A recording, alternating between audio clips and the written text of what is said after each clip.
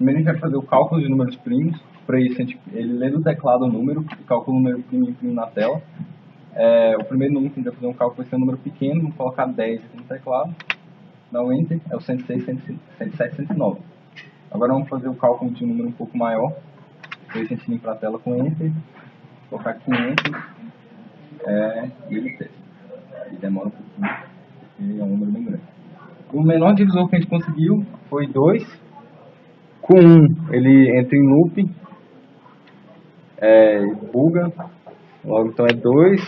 E com um divisor maior a gente começa a ter problema também com o teclado, porque não conseguimos ler várias teclas de uma vez. Então, se a gente dá 1, 2, 3 rapidão, ele não acertou dessa vez, mas se você aumentar ainda mais, a gente vai ter.